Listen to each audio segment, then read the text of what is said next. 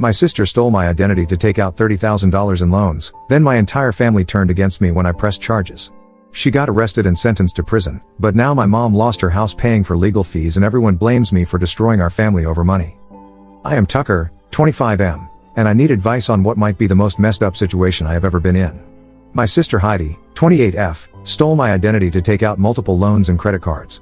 When I found out and reported her to the police, my entire family turned against me. They are saying I should have handled it privately and that I am destroying our family by involving the law. Let me give you some background. Heidi and I grew up in a middle-class family in Ohio. Our parents divorced when I was 12 and she was 15. After the divorce, our mom Laurel, 52F, moved us to a smaller apartment and worked 2 jobs to support us. Our dad Robert, 55M, remarried quickly and started a new family. He paid child support but was not really involved in our lives after that. Heidi was always the rebellious one. She got into trouble at school, started drinking at 16, and dropped out of high school during her senior year. She got her GED later but never went to college. She has had trouble holding down jobs and has moved back in with our mom at least 4 times in the past 10 years. I took a different path. I graduated high school with good grades and got a scholarship to study computer science. I worked part-time jobs throughout college and graduated debt-free.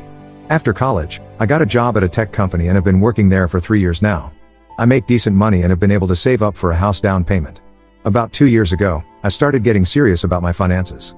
I began checking my credit report regularly and monitoring my bank accounts closely. I noticed that my credit score was better than I expected, which made me happy. I also noticed some small purchases on my credit cards that I did not remember making, but they were only $20 or $30 here and there, so I figured I had just forgotten about them. 6 months ago, I decided to apply for a mortgage pre-approval since I was ready to buy a house. The mortgage broker ran my credit and told me there were some issues. She said I had 3 credit cards that I had not mentioned in my application. She also said there was a personal loan for $15,000 that was currently in default. I was completely confused. I told her I only had 2 credit cards and had never taken out a personal loan. She printed out my credit report and showed me everything. There were indeed 3 credit cards I had never applied for, and a $15,000 personal loan from a company I had never heard of. All of these accounts had been opened using my social security number and personal information. I immediately contacted the credit card companies and the loan company. They told me I would need to file a police report for identity theft to dispute the charges. I was shocked that someone had stolen my identity, but I had no idea who it could be. I filed the police report the next day.